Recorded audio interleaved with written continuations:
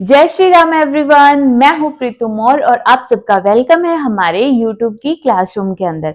तो हम स्टार्ट कर रहे हैं क्लास 11 12 बोर्ड एग्जाम के लिए, नीट और जेई के लिए हम फिजिक्स की क्लासेस स्टार्ट कर रहे हैं।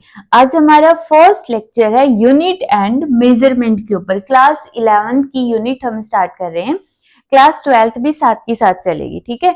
तो यूनिट एंड मेजरमेंट का आज हमारा फर्स्ट लेक्चर है और सबसे फर्स्ट टॉपिक हम पढ़ेंगे फिजिकल क्वांटिटी के अंदर।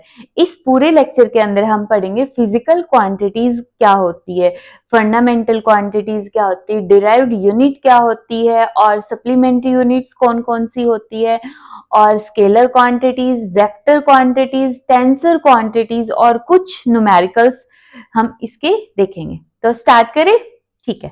तो देखो, सबसे पहले फिजिकल क्वांटिटी। फिजिकल क्वांटिटी क्या होती है? फिजिकल क्वांटिटी मींस ये देखो, हम आसपास जितनी भी चीजें हैं, जितना भी चीजें मतलब कि जैसे मास हो गया, लेंथ हो गया, टाइम हो गया, टेम्परेचर हो गया, एरिया हो गया, वॉल्यूम हो गया, डेंसिटी हो गई, जो भी चीज, जो भी वर्ड तुम्हारे मुंह के अंदर आ रहा है जिसको हम मेजर कर पा रही हैं, ऐसे नहीं कि हम बोल रहे टेबल, टेबल वर्ड नहीं यूज करना, हम मेजरमेंट से रिलेटेड, ठीक है, जिसको हम मेजर कर सकते, या तो डायरेक्टली मेजर कर सकते या फिर इनडायरेक्ट वे में जिसको हम मेजर कर सकते हैं। तो वो सारी की सारी टर्म्स, वो सारी की सारी क्वांटिटीज को ही हम फिजिकल क्वांटिटीज बोलते हैं, ठीक है। फिजिकल क्वांटिटी वो क्वांटिटी जिसको हम डायरेक्टली या फिर इनडायरेक्टली मेजर कर सकते हैं, ठीक है। तो फिजिकल क्वांटिटी की यहाँ पे दो डेफिनेशन हम पढ़ेंगे। सबसे पहली डेफिनेशन क्या है? The quantity, the quantities which can be, which can be measured, which can be measured directly और इनडायरेक्टली। अब इनडायरेक्टली का मतलब क्या है, थोड़ी देर बाद समझ आएगा। Which can be measured directly और इनडायरेक्टली, ठीक है। Those quantities are known as the physical quantities. या फिर इसकी एक और डेफिनेशन होगी, और लगा के लिख सकते हो, these are those quantities, these are those quantities which are used to explain, which are used to explain various physical phenomena, ठीक है। वेरियस फिजिकल फिनोमिना मींस, इस सेकेंड डेफिनेशन को समझते, नेचर के अंदर बहुत सारे फिनोमिनाज हो रहे। अगर मैं बोलूं कि हीट का कॉन्सेप्ट ले लेते कि चाहे तो पानी गर्म है, ठीक है, वाटर है वो बहुत ज्यादा गर्म है, उसमें से हीट निकल रही है, उसमें कितनी हीट है, मतलब सिंपली हमने हीट ले लिया। या फिर किसी भी वायर के अंदर से जब करंट पास हो रहा है तो वो वायर गर्म हो जाती है, तब भी वहां से हीट रिलीज होती है। तो एक तरह से हम हीट का कॉन्सेप्ट उठा लेते हैं, हीट। अब हीट का जो फॉर्मूला होता है वो होता है आई स्क्वायर आर टी, ठीक है। तो यहां पर हमने क्या बोला है कि फिजिकल क्वांटिटीज वो क्वांटिटी होती है which are used to explain various physical phenomena. यहाँ पे फिजिकल फिनोमेना हो गया हीट का, और उसको एक्सप्लेन करने के लिए हमने कौन सी क्वांटिटी ली? करंट, रेजिस्टेंस और टाइम। करंट, रेजिस्टेंस और टाइम। तो ये हमारे पास क्या होगी? फिजिकल क्वांटिटी हो गई। जब हम किसी भी फिजिकल फिनोमिना को एक्सप्लेन करने के लिए, फिजिकल फिनोमिना मीन समझ गए होगे कि जैसे वायर में से करंट पास हो रहा है इस तरीके से और वहां से हीट निकल रही है, तो वो फिनोमिना क्या है कि वायर में से करंट पास हो रहा है, ठीक है। तो किसी भी फिजिकल फिनोमेना को एक्सप्लेन करने के लिए जिस भी क्वांटिटीज की यूज, जिन क्वांटिटीज की हमें नीड होती है, उन क्वांटिटीज को हम बोलते हैं फिजिकल क्वांटिटीज। समझ आ गया? फिजिकल क्वांटिटी मतलब जिसको हम मेजर कर सकते हैं, बिल्कुल सिंपल सा कॉन्सेप्ट है, ठीक है, अभी सारे को भूल जाओ, दोबारा से ध्यान से सुनो। फिजिकल क्वांटिटी मींस जिसको हम या तो डायरेक्टली मेजर करें या किसी और चीज की हेल्प से इनडायरेक्टली हम मेजर करें, तो उसको हम बोलेंगे फिजिकल क्वांटिटीज। बट मेजर कर पाए, अगर हम उसको मेजर नहीं कर सकते, दैट मीन्स वो फिजिकल क्वांटिटी नहीं है। समझ गए? ठीक है।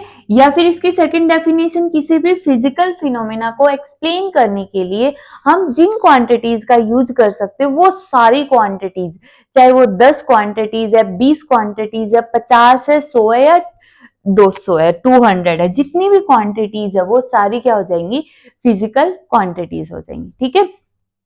अब जो फिजिकल क्वांटिटी है इसको रिप्रेजेंट कैसे करते हैं, इसको मतलब किसकी हेल्प से, किस टर्म में इसको रिप्रेजेंट किया जाता है। फिजिकल क्वांटिटी को रिप्रेजेंट करने के लिए दो टर्म होती है, एक तो होती है यूनिट और एक होता है मैग्नीट्यूड। मैग्नीट्यूड देखो, अगर मैं बोल दूं 4 मीटर या फिर बोल दूं 400 सेंटीमीटर, तो यहाँ पे जो ये 4 और 400 है, ये तो है हमारे पास मैग्नीट्यूड। ये क्या है, मैग्नीट्यूड। और मीटर और सेंटीमीटर ये क्या हो गई हमारे पास, यूनिट हो गई। तो फिजिकल क्वांटिटी, यहाँ पे फिजिकल क्वांटिटी क्या हो गई हमारे पास, लेंथ हो गई। ठीक है, फिजिकल क्वांटिटी क्या है, लेंथ। और लेंथ को रिप्रेजेंट करेंगे हम मैग्नीट्यूड और यूनिट की फॉर्म में। ठीक है, और ये जो यूनिट और मैग्नीट्यूड समझ गए होंगे, यहाँ पे लेंथ जो होगी, length is equal to magnitude, magnitude multiply by unit. ठीक है, और मैग्नीट्यूड और यूनिट एक दूसरे के इनवर्सली प्रोपोर्शनल होते हैं। कैसे, ये देखो, जब हमारा मैग्नीट्यूड 4 था तो यूनिट थी हमारे पास मीटर। ठीक है, और जब मैग्नीट्यूड हुआ 400, मैग्नीट्यूड हुआ 400, यूनिट हो गई सेंटीमीटर। मींस अगर हमारा मैग्नीट्यूड स्मॉल है, मैग्नीट्यूड स्मॉल है 4, तो यूनिट लार्ज हो जाएगी मीटर में। और अगर मैग्नीट्यूड हमारा लार्ज है 400 है, तो यूनिट क्या हो गई, स्मॉल हो गई सेंटीमीटर में। ठीक है, तो अगर ये जो न्यूमेरिकल वैल्यू है, नंबर है, ये बहुत बड़ा है, तो यूनिट क्या हो जाएगी, स्मॉल हो जाएगी। क्लियर? तो ये फिजिकल क्वांटिटी थी। अब देखो, नेचर के अंदर जितनी भी फिजिकल क्वांटिटीज है, जितना तुम सोच सकते हो, सोच के देखो कौन कौन सी हो सकती है। अभी हमने पढ़ा mass, length, time, temperature, luminous intensity हो जाएगा, इलेक्ट्रिक करंट हो जाएगा, अमाउंट ऑफ सबस्टांस हो जाएगा, एरिया हो जाएगा, वॉल्यूम हो जाएगा, डेंसिटी हो जाएगा, force, acceleration, speed, velocity, stress, strain, जितनी भी टर्म्स तुम्हें याद है वो सारी की सारी टर्म्स, जितना भी हमने 10th क्लास तक फिजिक्स में जितनी भी टर्म्स पढ़ी है, चाहे वो कोई भी टर्म हो फिजिक्स के अंदर, ठीक है, वो सारी की सारी क्या है, फिजिकल क्वांटिटी है। इवन एंगल, टेम्परेचर वगैरह भी। ठीक है, जितनी टर्म्स हमने पढ़ी है वो सारी फिजिकल क्वांटिटीज है। देख लो, जितनी भी तुमने पढ़ी है, 30 पढ़ी है, 40 पढ़ी है, 50 पढ़ी है या 100 के करीब पढ़ ली होगी। ठीक है, तो वो सारी की सारी क्या है, फिजिकल क्वांटिटीज है। अब इतनी सारी फिजिकल क्वांटिटीज में से कुछ बहुत स्पेशल वाली क्वांटिटीज होती है। जैसे हम बोलते हैं ना कि क्लास में जितने भी स्टूडेंट्स होते हैं उनमें से कुछ ऐसे एक्स्ट्रा ऑर्डिनरी इंटेलिजेंट निकल कर जाते हैं, जो आगे जाके कहीं टॉप करते हैं या फिर कहीं पे बहुत अच्छा अच्छा काम करते हैं। मीन्स थोड़े से हटके, सबसे हटके निकलते हैं। जैसे 3D मूवी के अंदर वो आमिर खान निकल के गया था ऐसे हटके, तो वो एक अलग पर्सन हो गया था ना। इसी तरह से अब इतनी सारी फिजिकल क्वांटिटीज में से कुछ क्वांटिटीज तो ऐसी होगी ना जो आमिर खान होगी यहाँ पे, तो हम उन क्वांटिटीज को ऐसे एक ग्रुप बना के उनको डिफ्रेंशिएट करते हैं कि इतनी सारी फिजिकल क्वांटिटीज में से कौन सी क्वांटिटीज है जो फंडामेंटल है। फंडामेंटल मींस जो एब्सोल्यूट है, जो बेस है, जो इंडिपेंडेंट है, जिनको किसी की जरूरत नहीं है। ठीक है, तो हम स्टार्ट करते हैं। तो यहाँ पे जो फंडामेंटल क्वांटिटीज है, एब्सोल्यूट क्वांटिटी भी बोलते हैं इनको, बेस क्वांटिटी भी बोलते हैं। तो इसकी डेफिनेशन क्या होगी? दीज आर, इनको एक तरह से हम बोल सकते हैं दीज आर आमिर खान, ये आमिर खान है। Means these are those quantities, these are those quantities which are independent of each other, या फिर each other बोल सकते हैं, या फिर independent of all other quantities, of all other quantities, of all other quantities, या फिर हम बोल सकते हैं these are those units, these are those quantities, these are those quantities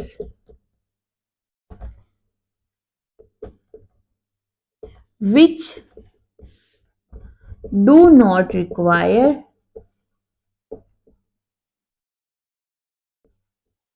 any other physical quantity for their derivation या for their definition, for their definition। एक तरह से हम क्या बोल सकते हैं, इनको किसी की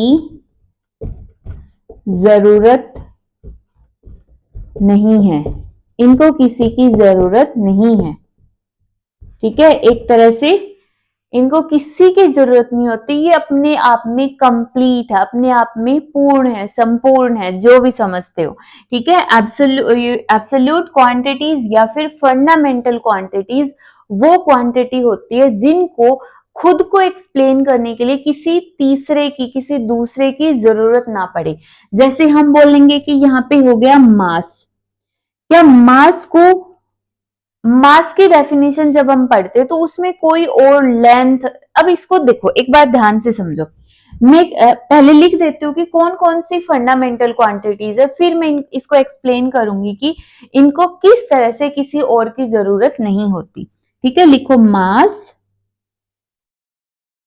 लेंथ, टाइम, ये 7 है, 1 2 3, temperature, luminous intensity,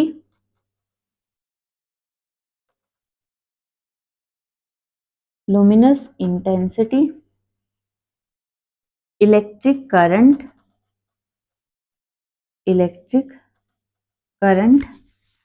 amount of substance,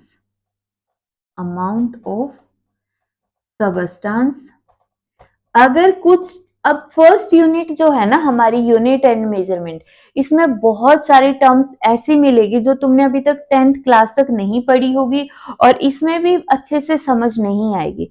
तो ज्यादा टेंशन नहीं लेनी है, एक बार के लिए उसको पढ़ के जितना समझ आता है उसको छोड़ दो, उधर ही पढ़ के उसके बाद जैसे जैसे हम सेकेंड यूनिट पढ़ेंगे, थर्ड यूनिट पढ़ेंगे, फोर्थ यूनिट पढ़ेंगे, जब कंप्लीट सिलेबस करेंगे ना तो इस फर्स्ट यूनिट की बहुत सारी टर्म्स की डेफिनेशन वहां पे आती है।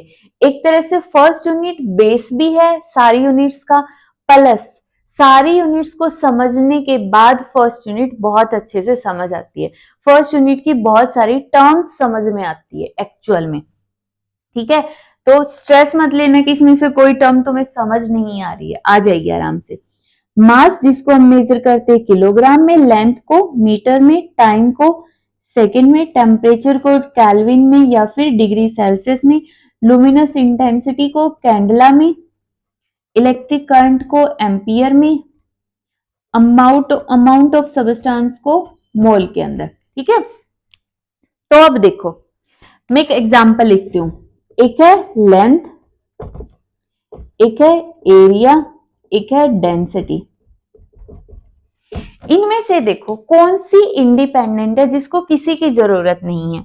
अगर मैं बोलूं एरिया, एरिया क्या इंडिपेंडेंट है या इसको किसी की जरूरत है? अगर मैं इस एक तरह से किसी भी इस कॉपी का अगर मुझे एरिया निकालना हो तो मुझे इसकी लेंथ चाहिए और मुझे इसकी ब्रेथ चाहिए। ठीक है, अगर इस वाले सरफेस का अगर मुझे एरिया निकालना है तो इसकी मुझे लेंथ और ब्रेथ चाहिए होगी। ठीक है, तो एरिया को एक्सप्लेन करने के लिए लेंथ और ब्रेथ चाहिए। डेंसिटी को एक्सप्लेन करने के लिए डेंसिटी का फॉर्मूला क्या होता है, मास पर यूनिट वॉल्यूम। और वॉल्यूम फिर से कैसे होगा, length into breadth into height होगी, उसकी थिकनेस भी साथ में मल्टीप्लाई होगी। लेकिन जो लेंथ होती है, अगर मैं बोल दूं कि इसकी लेंथ बताओ कितनी है, क्या इसको मेजर करने के लिए तुम्हें किलोग्राम की या मीन मास की, एरिया की, वॉल्यूम की, डेंसिटी की या टेम्परेचर की, किसी और टर्म की, फोर्स की, किसी भी चीज की जरूरत होगी? नहीं जरूरत होगी। हम लेंथ को डायरेक्टली मेजर कर सकते हैं। तो इसका मतलब लेंथ है ये फंडामेंटल क्वांटिटीज है, इसको किसी की जरूरत नहीं है खुद को एक्सप्लेन करने के लिए। बट एरिया फंडामेंटल नहीं है, डेंसिटी फंडामेंटल नहीं है। फंडामेंटल वो यूनिट्स होंगे जिसको हम डायरेक्टली मेजर कर रही है किसी दूसरे की हेल्प के बिना। ठीक है, तो कौन कौन सी होगी, ये सात ही होती है फंडामेंटल क्वांटिटीज बस। ठीक है, मास, लेंथ, टाइम, टेम्परेचर, ये तो नॉर्मल है। लुमिनस इंटेंसिटी क्या होती है, अगर मैं बिल्कुल सिंपल वर्ड्स में बताऊं ना, तो लुमिनस इंटेंसिटी मतलब कि जैसे हमने एक बल्ब ले लिया है, उस बल्ब की लाइट एक पर्टिकुलर पॉइंट के ऊपर ऐसे फॉल हो रही है। ठीक है, वैसे इसकी डेफिनेशन कुछ और होती है कि it is defined as the luminous flux per unit solid angle वगैरह, बट उसको छोड़ो, अभी के लिए इतना ही समझो तुम। ठीक है, लुमिनस इंटेंसिटी, अगर किसी को इनकी डेफिनेशन चाहिए तो मैं इधर ऐड भी कर दूंगी, वहां से डेफिनेशन कर लेना। लुमिनस इंटेंसिटी एक तरह से एक सोर्स से एक पर्टिकुलर पॉइंट के ऊपर कितनी लाइट गिर रही है। ठीक है, तो उस सॉलिड एंगल के ऊपर, तो वो हमारी लुमिनस इंटेंसिटी होती है। सिंपल वर्ड्स में समझ लेना कि एक पॉइंट पे लाइट का फॉल होना। करंट सबको पता है, अमाउंट ऑफ सबस्टांस के कितना सबस्टांस है, कितने मोल हमने सबस्टांस लिया। इन जनरल हम बोलते हैं कि इतने किलो ये चीज हमने ले ली है, इतने लीटर हमने ये लिक्विड ले लिया, चाहे वो पानी है, दूध है या फिर तेल है, ऑयल है, जो भी है। ठीक है, अगर हम सबस्टांस की बात करें, सबस्टांस के अंदर क्या होगा, नंबर ऑफ पार्टिकल्स होंगे, मॉलिक्यूल्स होंगे। तो वहां पे हम ऐसे नहीं बोलेंगे इतने किलोग्राम हमने मॉलिक्यूल्स ले लिए हैं, वहां पे बोलेंगे अमाउंट ऑफ सबस्टांस हमने इतना लिया है। ठीक है, तो ये 7 फंडामेंटल क्वांटिटीज है। दोबारा बोलो, mass, length, time, temperature, luminous intensity, electric current, amount of substance. ठीक है, तो ये होगी हमारे पास 7 फंडामेंटल क्वांटिटीज, एब्सोल्यूट क्वांटिटीज या फिर बेस क्वांटिटी। क्लियर है? नेक्स्ट हम देखेंगे इन क्वांटिटीज का नाम क्या होगा। ठीक है, इनमें से देखो ये जो 3 है ना, ये सबसे ज्यादा मेन है, मास, लेंथ, टाइम। जो नेक्स्ट लेक्चर्स होगा, इसके एक लेक्चर छोड़ के उससे जो नेक्स्ट लेक्चर आएगा हमारा, ये फर्स्ट लेक्चर इस यूनिट का, तो जो हमारा सेकंड थर्ड लेक्चर होगा वो यहां से शुरू होने वाला, उसमें पूरे लेक्चर के अंदर ही हम मास, लेंथ, टाइम पढ़ने वाले। ठीक है, तो हमारी ये 3 मेन है, 3 फंडामेंटल क्वांटिटी सबसे ज्यादा मेन होने वाली। ठीक है, नेक्स्ट देखते हैं डिराइव्ड क्वांटिटीज। तो नेक्स्ट है हमारे पास डिराइव्ड क्वांटिटी। डिराइव्ड क्वांटिटी कौन सी होती है, जिनको जरूरत पड़ती है फंडामेंटल क्वांटिटीज की। ठीक है, अब ये क्या करेगी, जैसे हमने लिया था एरिया फॉर एग्जांपल। अब जो एरिया है क्या वो अपने आप में कंप्लीट है या इसको एक्सप्लेन करने के लिए किसी और की नीड है? नीड है हमें लेंथ की और ब्रेथ की। दैट मीन्स ये फंडामेंटल तो है नहीं, तो कौन सी यूनिट होगी, डिराइव्ड। डिराइव्ड यूनिट में कितनी यूनिट्स आएंगी, बहुत सारी है, जितनी यूनिट्स आएगी ना ऑलमोस्ट सारी की सारी डिराइव्ड में ही आएंगे।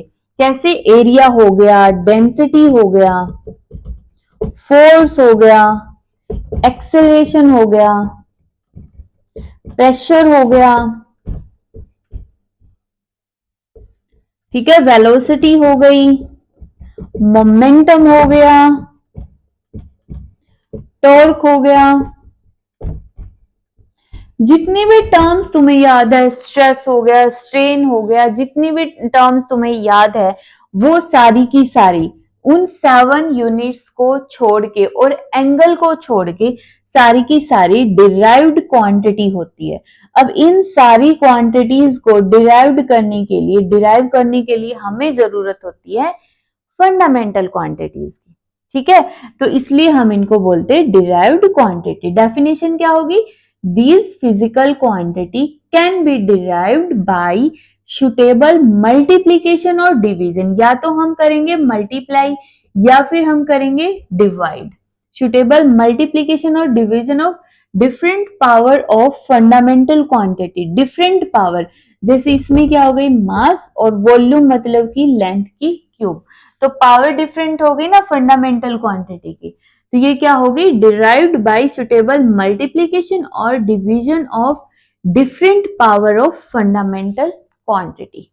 ठीक है, तो ये हमारी डिराइव्ड क्वांटिटी है। बिल्कुल इजी है, इसमें कुछ भी नहीं है। इसके बाद एक आती है supplementary quantity.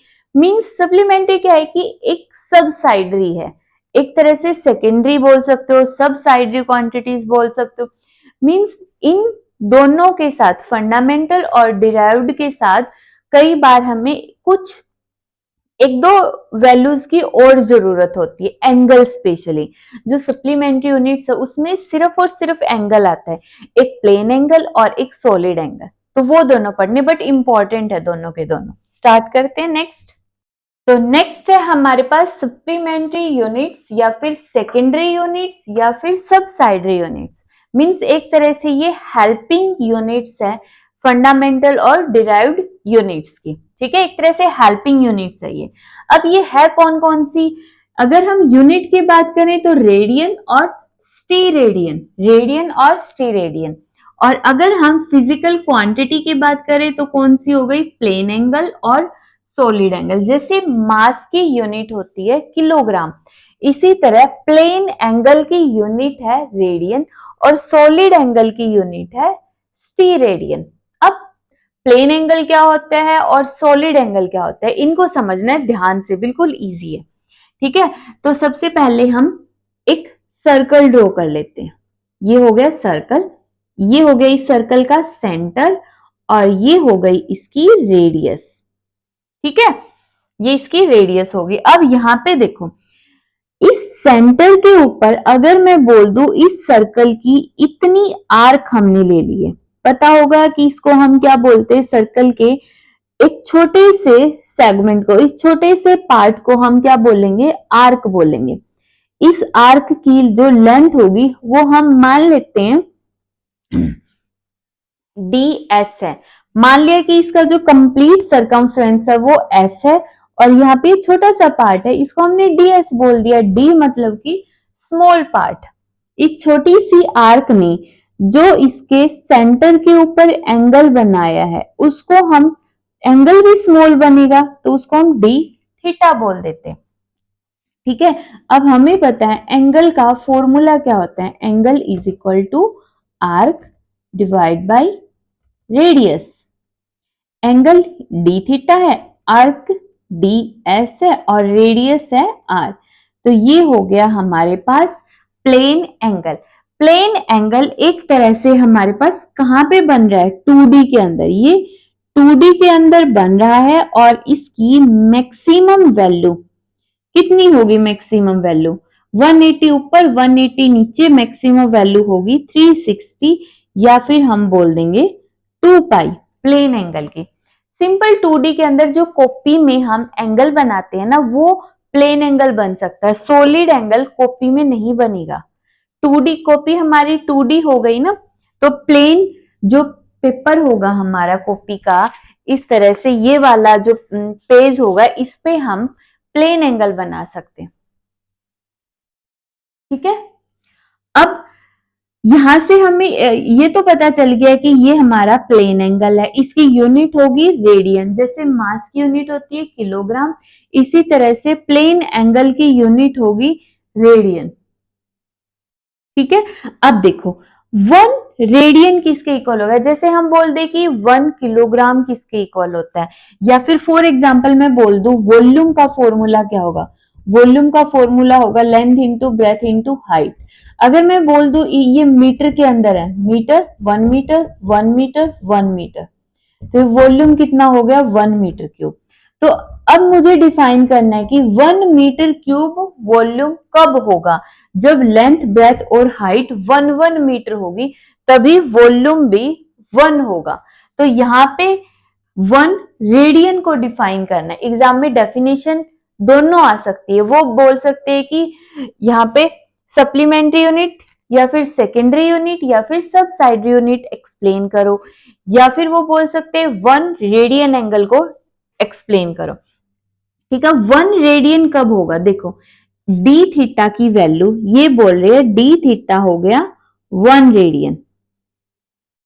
D theta radian में मेजर होगा, यहाँ पे मैं बोल सकती हूँ ये रेडियन है, D S by D R क्या है, रेडियन है। D theta is equal to D S by D R, radian मतलब इसकी यूनिट हो गई। अब यहाँ पे 1 बनाना है, D theta is equal to हमें चाहिए 1 रेडियन। ये कब आएगा 1 यहाँ पे, जब D S is equal to R हो जाए, बस यही डेफिनेशन है, समझना है डेफिनेशन को। 1 रेडियन कब होगा, 1 रेडियन कब होगा, 1 रेडियन कब होगा, जब D S is equal to R. तो यही लिखना है, it is defined as, it is defined as the angle subtended, कहां पे, angle subtended at the centre of circle, at the centre of circle, समझ आया, at the centre of circle. किसने बनाया है सेंटर ऑफ सर्कल पे angle, by an arc, इस arc ने बनाया है। Angle at the centre of circle by an arc of length ds which is equal to radius of circle, radius of circle। वैसे compulsory नहीं है कि ds r के इक्वल हो, बट अगर हमें 1 वैल्यू चाहिए, एंगल की वैल्यू 1 चाहिए, यहाँ पे एक तरह से जैसे हम बोलते हैं ना 1 डिग्री 30 डिग्री 60 डिग्री। अब यहाँ पे डिग्री और अगर रेडियन में किसी को कंफ्यूजन हो रही है कि हमें नहीं पता, 10 तक हमने नहीं पढ़ा था, तो एक वीडियो का लिंक मैं डिस्क्रिप्शन के अंदर डाल दूंगी, वो वीडियो देख लेना, वहां से क्लियर हो जाएगा कि डिग्री क्या होती है, रेडियन क्या होता है, और भी एंगल्स होते हैं वहां पे, इनका कन्वर्जन भी है उसमें। ठीक है, तो यहाँ पे जैसे हम बोलते हैं 30 डिग्री, उसकी बजाय हमें चाहिए 1 डिग्री, तो डिग्री की बजाय हम बोल देंगे 1 रेडियन। कब आएगा, जब इसकी आर्क और रेडियस दोनों इक्वल होगी, तो एंगल हमारा बनेगा 1 रेडियन। सिंपल, ये हमारा प्लेन एंगल था, क्लियर हो गया। इसी तरह हमें एक्सप्लेन करना है स्टीरेडियन को।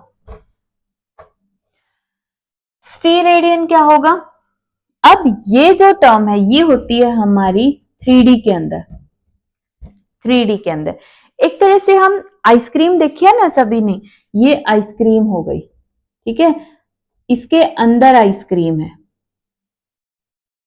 ये जो आइसक्रीम का अपर वाला सरफेस है ना, इसका एरिया होगा, यहाँ पे लेंथ तो नहीं होगी ना, लेंथ तो हमारी 2D में होगी, इसका तो वो ऊपर वाला एरिया होता है जिसके अंदर वो आइसक्रीम डालता है, और इसका एरिया कौन कितना होगा, dA।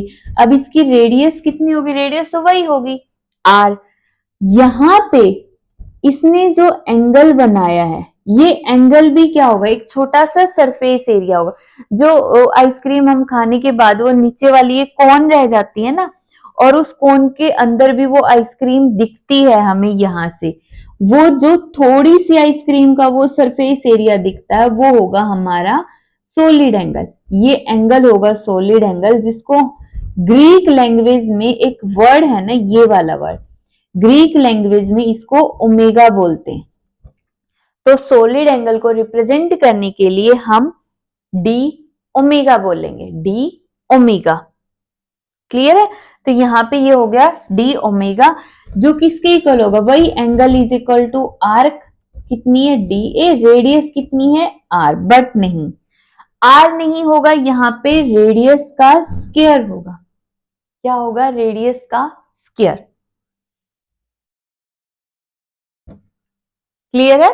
तो ये हो गया टी रेडियन। ठीक है, कहां पे थे, ये हो गया सॉलिड एंगल, इसका फॉर्मूला होगा ये वाला। ठीक है, और सॉलिड एंगल जो कि टी रेडियन है, जिसकी यूनिट टी रेडियन है, तो एक तरह से मैं ये बोल सकती हूँ, जैसे हम बोलते हैं ना मास को 4 kg, तो ये जो D A by R square है, ये एक तरह से 4 की जगह आएगा, और इसके साथ जो यूनिट आएगी वो आएगी टी रेडियन आ गई।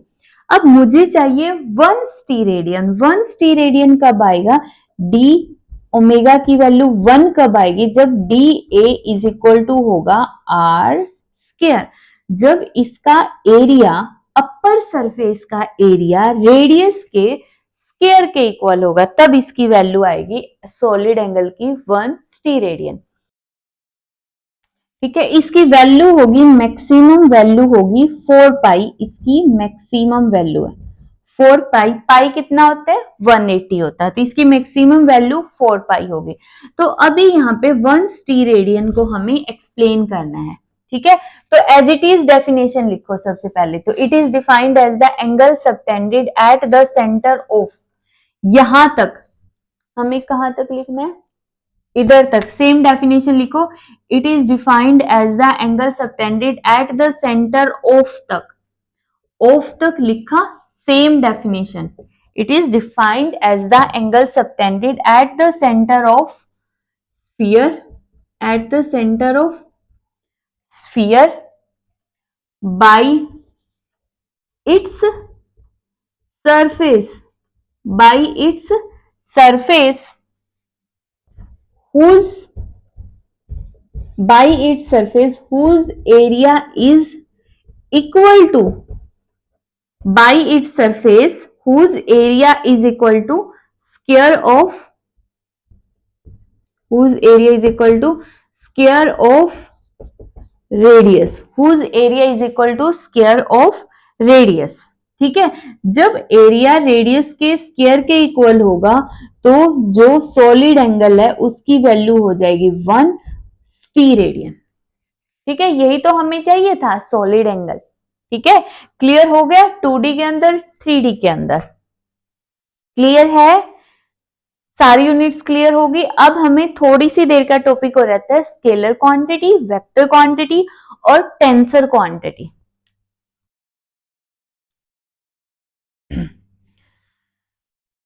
तो यहाँ पे हम फिजिकल क्वांटिटीज को उनके डायरेक्शन के हिसाब से देखते हैं, डायरेक्शन और मैग्नीट्यूड के हिसाब से।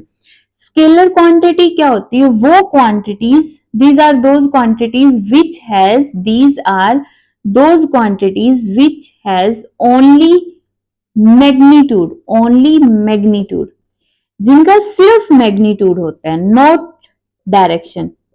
These are those quantity which has only magnitude not direction, जिनकी कोई डायरेक्शन नहीं होती, जिनका सिर्फ और सिर्फ मैग्नीट्यूड होता है। फॉर एग्जाम्पल, अगर मैं बोल दूं कि जो मास है वो 4 kg का, तो दैट मीन्स मास की कोई डायरेक्शन तो नहीं है ना, सिर्फ वैल्यू है।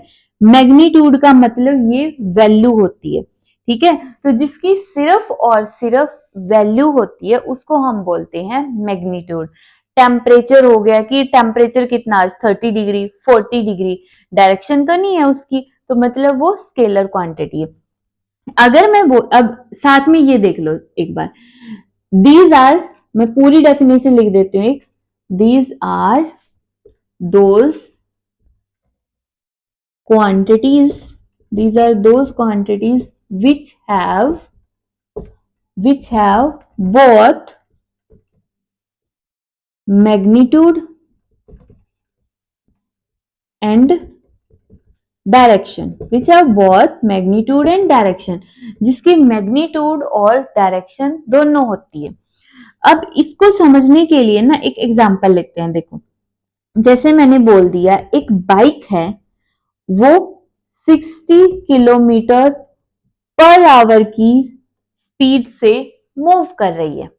मैंने बोला कि एक बाइक है वो मोशन में है, और वो कितनी मोशन में है, 60 किलोमीटर पर आवर। सिर्फ मैंने इतना दिया तो ये हो जाएगी उसकी स्पीड। अगर मैंने बोल दिया कि यही बाइक 60 किलोमीटर पर आवर की स्पीड से ईस्ट की तरफ जा रही है, मैंने डायरेक्शन दे दी कि वो ईस्ट डायरेक्शन में मूव कर रही है, एक बाइक ईस्ट में जा रही है, या एक बाइक है 60 किलोमीटर पर आवर की स्पीड से वो दिल्ली की तरफ जा रही है, चंडीगढ़ की तरफ जा रही है, हिसार की तरफ जा रही है, हरियाणा की तरफ जा रही है, या फिर कहीं पर भी लगा लो, ये कन्याकुमारी, जम्मू कश्मीर, जहां पे भी जा रही है, बट एक डायरेक्शन स्पेसिफाई कर दी ना कि वो जा तो रही है, उसकी डायरेक्शन वो वाली है। तो जब मैं डायरेक्शन दे दूं ना साथ में, वो डायरेक्शन जरूरी नहीं है, मैं दुकान की तरफ भी बोल सकती हूँ कि वो दुकान की तरफ जा रही है, वो रोड की तरफ जा रही है, वो उस घर की तरफ जा रही है। जैसे ही मैंने डायरेक्शन दे दी तो यही वैल्यू बन जाएगी वेलोसिटी। इसमें ना हमें बहुत कंफ्यूजन होता था जब हम स्टूडेंट थे ना, हमें रियल में कभी ये फील ही नहीं हुआ कि स्पीड और वेलोसिटी में एग्जैक्ट डिफरेंस क्या है। रट लेते थे कि हाँ इसमें डायरेक्शन नहीं होती और इसमें डायरेक्शन होती। एक्चुअल में ऐसे एग्जांपल देके कभी नहीं समझ आया किसी ने। ठीक है, तो स्पीड और वेलोसिटी में डिफरेंस क्या होगा?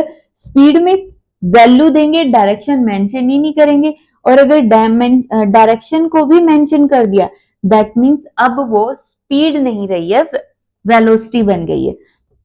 तो एक तरह से स्पीड प्लस डायरेक्शन किसके इक्वल होती है? वेलोसिटी होती है, वेलोसिटी। और इसके साथ मैं ये भी बोल सकती हूं कि अगर स्केलर क्वांटिटी में डायरेक्शन ऐड कर दी जाए तो वो वेक्टर क्वांटिटी बन जाती है। ठीक है, जरूरी नहीं अब तुम कहीं मास के ऊपर डायरेक्शन लगा दो। ठीक है, मास पे डायरेक्शन लग ही नहीं सकती क्योंकि मास की क्या डायरेक्शन होगी, नहीं हो सकती। ठीक है, जिसकी डायरेक्शन हो सकती है उन्हीं पे डायरेक्शन लगेगी। समझ में आ गया? वेक्टर क्वांटिटी क्या होती है? वो क्वांटिटी जिनकी कुछ ना कुछ डायरेक्शन होती है। अगर मैं बोल दूं लेंथ या मैं बोल दूं फोर्स, हमने क्या बोल दिया? या तो लेंथ ले लो, फोर्स ले लो, ठीक है, एक्सेलरेशन ले लो, जो भी तुम्हें लेना है। धीरे धीरे सारी क्वांटिटी समझ में आ जाएगी। जैसे जैसे फिजिक्स पढ़ते चलोगे ना तो ये सारी टर्म क्लियर होती जाएंगी। लेंथ है, अब मैं बोल दूं ये जो लेंथ है ये 5 मीटर, तो डायरेक्शन होगी कि कहां से 5 मीटर, इधर से इस डायरेक्शन में जाओगे तो ये 5 मीटर होगी। तो लेंथ के साथ डायरेक्शन होती है कि एक्स एक्सिस में है, वाई में है 5 मीटर, या जेड में 5 मीटर है। ठीक है, फोर्स, मैंने फोर्स लगाया कौन सी डायरेक्शन में लगाया है? ईस्ट में, वेस्ट में, नॉर्थ में, साउथ में, या फिर एक्स एक्सिस में, वाई एक्सिस में, जेड एक्सिस में, किस डायरेक्शन में मैं फोर्स लगा रही हूं। ठीक है, तो वो जब मैं डायरेक्शन, किसी भी चीज के साथ डायरेक्शन जुड़ गई ना, दैट मीन्स वो वेक्टर क्वांटिटी हो गई। ठीक है, बट वेक्टर क्वांटिटी में क्या होता है? डायरेक्शन तो होती है बट उसके साथ सिर्फ एक ही डायरेक्शन होगी। ऐसा नहीं है कि ये जो बाइक ईस्ट में जा रहा है तो वो वेस्ट में भी जा रहा होगा, वो साउथ में भी जा रहा होगा, उसकी सिर्फ एक ही डायरेक्शन होगी। अब जो ये टेंसर क्वांटिटी है ये हमारा बोर्ड का, तो बोर्ड के उसमें तो आता नहीं है, आता ये नीट और जेई मेंस में भी नहीं है। ठीक है, बट फिर भी इसको थोड़ा सा समझ लो। टेंसर क्वांटिटी क्या होती है? जिसकी एक टाइम पे बहुत सारी वैल्यूज होती है, अलग अलग डायरेक्शन में अलग अलग वैल्यू होती है। इसको मैं एक एग्जांपल देके दोनों के अंदर डिफरेंस बताऊंगी, जैसे इन दोनों में बताया, तो ध्यान से समझना। टेंसर क्वांटिटी क्या होती है? These are those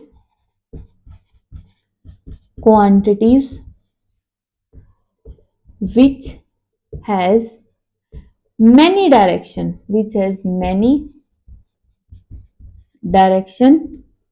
at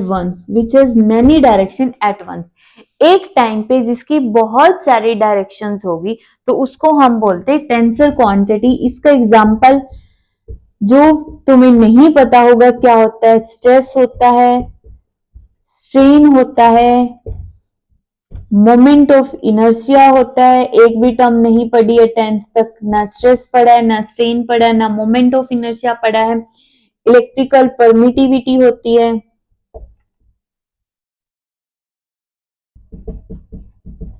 in an isotopic medium के अंदर। ठीक है, ये सारी टर्म्स जो तुम्हें नहीं पता क्या होती है, ये आगे वाली यूनिट्स में क्लियर हो जाएगी, ज्यादा टेंशन लेने की जरूरत है भी नहीं, और इनकी हेल्प से तुम्हें समझ में भी नहीं आने वाली है ये टर्म। अब इसको समझेंगे कैसे वो देखो, बहुत इजी है। एक बॉक्स ले लो, ठीक है, मैंने कहा कि इस बॉक्स के ऊपर मैंने फोर्स लगा दिया, वो फोर्स मान लो मैं 10 न्यूटन का फोर्स लगा रही हूं, ठीक है, 10 न्यूटन का फोर्स लगा, तो ये जो बॉक्स है मूव करके इधर आ गया। जैसे मैं इसको पुश कर रही हूं, ऐसे इसमें फोर्स लगा रही हूं, तो ये बॉक्स है वो आगे मूव कर रहा है। ये कैसे पता चला? हमें दिख रहा है ना आई से, एक्सटर्नली। जब हम चीजों को एक्सटर्नली देखते हैं ना कि वो इस डायरेक्शन में मूव कर रहा है, तो वो वेक्टर क्वांटिटी दिख रही है, बट इसमें टेंसर क्वांटिटी भी आ गई साथ में। कैसे आएगी? इसको समझने के लिए ना एक एग्जांपल लो। तुमने वो देखा है, वो ब्लॉटिंग पेपर होता है, जो इंक गिर जाती है तो वो टिश्यू पेपर टाइप एक ब्लॉटिंग, क्या बोलते हैं उसको, शाही सूसक बोलते हैं मीन्स हिंदी में, तो मीन्स उसको हम रख देंगे तो वो सारी इंक को अपने अंदर एब्जॉर्ब कर लेगा। शायद ब्लॉटिंग पेपर कुछ होता होगा, ठीक है। एक मतलब ऐसे फोम, फोम बोल सकते हो, फोम, रुई बोल दो, कॉटन, कॉटन बोल दो, रुई बोल दो। अगर मैं उसको प्रेस करूं, जैसे ही मैं उसको प्रेस करूंगी तो उसके मॉलिक्यूल एक दूसरे के नजदीक आके और वो थोड़े से एरिया के अंदर एडजस्ट कर लेंगे। अब ये तो जो कॉटन का मैंने एग्जांपल दिया या फोम का एग्जांपल दिया, ये तो बहुत कम सॉलिड है। अगर मैं इस मार्कर को भी ऐसे कंप्रेस कर रही हूँ, इस पे मैं प्रेशर लगा रही हूँ ना, तो इसके मॉलिक्यूल्स भी डिस्टर्ब हो रहे हैं, उनके ये मॉलिक्यूल भी एक दूसरे के नजदीक आ रहे हैं। ठीक है, ये कॉन्सेप्ट तो क्लियर है। नहीं भी क्लियर होगा तो +1 क्लास में ही हम इलास्टिसिटी पढ़ेंगे।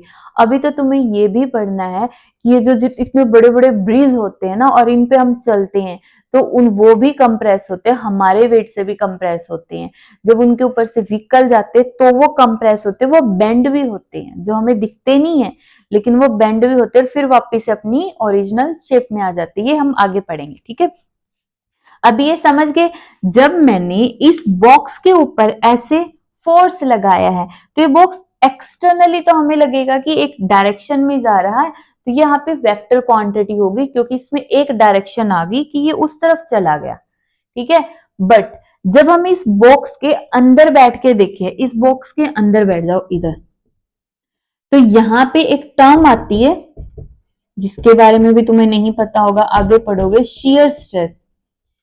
शियर स्ट्रेस जो अभी मैंने तुम्हें बताया, एक तरह से इस तरह से हो जाएगा। अब मैं ऊपर फोर्स लगा रही हूं ना, तो ऊपर वाली जो लेयर्स हैं वो आगे मूव कर जाएगी, जो हमें दिखेगी नहीं एक्सटर्नली। क्यों? क्योंकि ये सॉलिड सबस्टांस है, और सॉलिड सबस्टांस में मार्कर को भी अगर मैं प्रेस कर रही हूँ ना, तो ये दिखता नहीं है कि ये प्रेस हो रहा है, ठीक है, क्योंकि बहुत माइनर में प्रेस होता है। तो इसी तरह से जब बॉक्स को मूव करेंगे ना, इसके अंदर वाली जो एटम्स की, जो हम केमिस्ट्री में पढ़ते हैं ना, क्रिस्टल्स की लेयर, क्रिस्टलाइन प्लेन बन जाते हैं, क्रिस्टल वाले प्लेन बन जाते हैं, वो जो प्लेन है उनके बीच में वो डिस्टर्ब हो जाते हैं, और वो जो डिस्टर्ब होंगे वो अलग अलग एंगल पे होंगे। अलग एंगल पे क्यों हुए? मींस वहां पे हर एक प्लेन के ऊपर different amount of force act कर रहा है, ठीक है, हर एक पॉइंट पे डिफरेंट फोर्स लग रहा है, मतलब एक ही टाइम पे एक क्वांटिटीज की बहुत सारी डायरेक्शन है, बहुत सारी डायरेक्शन मतलब बहुत सारी वैल्यूज हो गई, बहुत सारी, ठीक है। तो टेंसर क्वांटिटी एक टाइम पे बहुत सारी डायरेक्शन। बाकी इसको, ये जो शियर स्ट्रेस का होता है, ये टर्म्स हम आगे पढ़ेंगे, पूरी यूनिट इनके ऊपर एक, ठीक है। अब इसके बाद हम कुछ वैल्यूज पढ़ने वाले, जैसे kilogram, deci, centi, deca, hecto, milli, mega, micro, exa, atto वगैरह। जब तक वो याद नहीं होगी, न्यूमेरिकल भूल जाओ, न्यूमेरिकल होंगे ही नहीं। तो जो मैं नेक्स्ट टॉपिक करवा रही हूँ उसको अच्छे से बैठ के याद करना, बिल्कुल अच्छे तरीके से, ठीक है। स्टार्ट करें।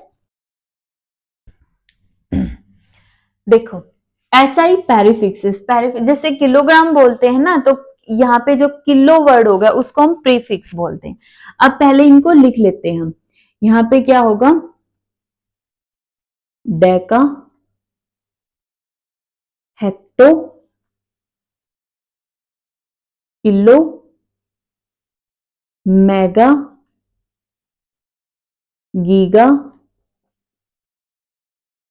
टेरा, पेटा, एक्सा। जैसे किलो है, किलो का मतलब समझते हो, किलो का मतलब 1000 means 10 raise to the power 3। Mega का मतलब होता है 10 रेज टू द पावर 6, इसको एम से दिखाएंगे, इसको के से दिखाएंगे। Deca 10 raise to the power 1, hecta, hecto या एक्टा 10 raise to the power 2, giga 10 raise to the power 9, इसको जी से दिखाएंगे। Tera 10 raise to the power 12। जो ये तीन है ना, इसको भूलने का तो तुम्हारे पास ऑप्शन ही नहीं है, ठीक है। Peta 10 raise to the power 15, exa 10 raise to the power 18, ठीक है। हो सके तो सारे याद करना, बट ये तीन तो कंपलसरी हैं। ये तो हर एक, जितने न्यूमेरिकल पढ़ोगे +1 में, 2 में, इन फ्यूचर में भी अगर फिजिक्स पढ़ोगे तो ये टर्म्स तो आएंगी ही आएंगी, ठीक है। 99.99% यही टर्म्स यूज होती है, बाकी इनको भी याद रख लो, क्या थोड़ा सा टाइम लगेगा, कर लोगे।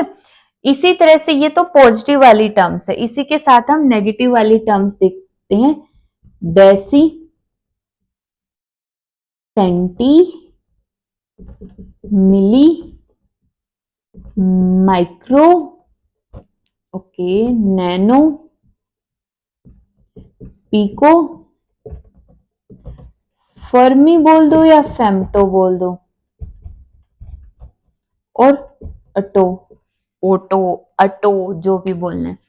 Deci 10 raise to the power -9, centi 10 raise to the power -2, milli जहां पर भी आ गया 10 raise to the power -3, micro न्यू से दिखाएंगे, नैनो को स्मॉल एन से दिखाएंगे, मिली को स्मॉल एम से दिखाएंगे। 10 raise to the power -9, -6, -12, fermi 10 raise to the power -15, -18। यहाँ पे भी ये तीन तो भूलने का ऑप्शन ही नहीं है, और ये भी याद रखना। और ये फर्मी 12th क्लास में यूज होगा, न्यूक्लियस जहां पे हम एटम पढ़ेंगे ना, वहां पे यूज होने वाला है फर्मी। जो न्यूक्लियस की रेडियस होगी उसकी यूनिट होती है फर्मी, ठीक है। बाकी +1 क्लास में हम मोस्टली यही पढ़ने वाले। पीको भी आ जाता है एक आध जगह, सेंटी भी आ जाता है, इसमें से सेंटीमीटर वो आता है ना, तो सेंटी ये हो गया 10 रेज टू द पावर -2। बाकी milli 10 raise to the power -3, micro 10 raise to the power -6, nano 10 raise to the power -9। जब तक ये सारी वैल्यूज याद नहीं होगी, न्यूमेरिकल नहीं निकलेंगे, हर बार गलती करोगे, कोई फायदा नहीं है फिर। तो ये सारी वैल्यूज याद होनी चाहिए, ठीक है। कर लोगे, इनको नोट डाउन कर लो। फिर लास्ट है बस, अब इसके कुछ क्वेश्चंस देखते हैं। तो हमारे पास ये कुछ क्वेश्चंस है। सबसे पहले इधर से स्टार्ट कर लेते हैं, इजी है। देखो इसमें बताना है ये स्टेटमेंट ट्रू है या फिर फॉल्स है। Unit is always written in singular form. जो यूनिट होती है ना, जैसे किलोग्राम हो गया, मीटर हो गया, या फिर लीटर हो गया, जो भी यूनिट होती हैं वो सारी की सारी हमेशा सिंगुलर फॉर्म में लिखी जाती है। ये बात सही है या फिर गलत है? बिल्कुल सही है, ट्रू है। जैसे हम बोलेंगे 5 किलोमीटर, ना कि किलोमीटर्स। ये क्वेश्चन एग्जाम्स में आ चुके हैं, ये जेई मेंस की बुक से लिए गए क्वेश्चंस है। ये मैं सोच रही ऐसे ही नॉर्मल से क्वेश्चन है, जेई मेंस की बुक में दिया गया क्वेश्चन है ये, ठीक है। जैसे 5 फुट ही लिखेंगे, 5 फीट नहीं लिखेंगे। वैसे अगर हम ग्रामेटिकली देखें तो हम 5 फीट लिखते हैं, लेकिन फिजिक्स के अंदर अगर ये क्वेश्चन इस तरह से आ जाता है, unit is always written in singular form, example 5 foot not 5 feet, तो ये स्टेटमेंट ट्रू होगी, ठीक है। यहाँ पे ग्रामेटिकली नहीं लेना हमें, हमने ये ऑलरेडी बता दिया, और ये कोई ऐसा यूनिट भी नहीं है, ठीक है। Unit is always written in singular form. हाँ, अगर हमें ग्रामेटिकली देखना हो तो फिट ही आएगा, फिर सही है। ठीक है, तो ये स्टेटमेंट होगी ट्रू। ये सबसे इंपॉर्टेंट है, जो हमारा फोर्थ लेक्चर होगा उसके लिए ये सबसे इंपॉर्टेंट पॉइंट है, जब हम डायमेंशनल फॉर्मूले पढ़ेंगे। ए प्लस बी हो या सी माइनस डी हो, मतलब जरूरी नहीं है ए प्लस बी हो या ए माइनस बी हो या फिर बी माइनस ए हो, सी प्लस डी हो या सी माइनस डी हो या डी माइनस सी हो। मतलब कोई भी दो फिजिकल क्वांटिटी, यहाँ पे जो ए बी सी डी है ये फिजिकल क्वांटिटी है। ये मे बी मास हो सकता है, मे बी लेंथ हो सकता है, मे बी फोर्स हो सकता है, मे बी एरिया हो सकता है, मे बी डेंसिटी हो सकती है। यहाँ पे मेन पॉइंट क्या है कि अगर दो क्वांटिटी ऐड हो रही है या सब्ट्रैक्ट हो रही है तो इसका मतलब उनकी जो यूनिट है ना वो सेम होगी। मैं ऐसे नहीं बोल सकती 2 किलोग्राम प्लस 2 सेकंड, ये गलत हो जाएगा। अगर मैं 2 किलोग्राम लिख रही हूं तो प्लस यहाँ पे 2 या 3 किलोग्राम में किलोग्राम ही ऐड होगा। अगर मैं बोलूं a plus B, that means a और b दोनों एक ही फिजिकल क्वांटिटी की अलग अलग वैल्यू हो सकती है। ठीक है, इसी तरह c प्लस डी और या फिर नेगेटिव में। क्लियर है? तो then unit of A B C D must be same. अगर ये इक्वल है that means A B C और डी की सबकी यूनिट एक जैसी होगी। ये सारे अगर मास है तो सारे किलोग्राम में वैल्यू मिलेगी, अगर ये टाइम है तो सारी सेकंड में वैल्यू मिलेगी, लेंथ है तो सारी मीटर के अंदर वैल्यू मिलेगी। ठीक है, नेक्स्ट है ये वैल्यू कन्वर्ट इन ग्राम। ये सिंपल है, वैसे 10th बेस के हैं। किलोग्राम को ग्राम में कन्वर्ट कर दो, मीटर को सेंटीमीटर में कन्वर्ट कर दो, सेकंड एज इट इज रहेगा। तो 5 इंटू 10⁻⁵ ग्राम सेंटीमीटर पर सेकेंड स्क्वायर कन्वर्ट हो गया। सिंपल था ये तो। अब ये क्वेश्चन देख लो, ये भी काफी इंपॉर्टेंट है, बहुत बार क्वेश्चन आएगा इसके ऊपर। किलोमीटर पर आवर को मीटर पर सेकेंड में कन्वर्ट करना, 90 को छोड़ दो एक बार के लिए, किलोमीटर पर आवर को कन्वर्ट करना है मीटर पर सेकंड के अंदर। सिंपल देखो, किलोमीटर पर आवर मतलब आवर डिवाइड में है, इधर मीटर सेकंड डिवाइड में, किलोमीटर को मीटर में 1000 मीटर, आवर को सेकंड में 3600, 20 से 20 कैंसिल, 5 और 18।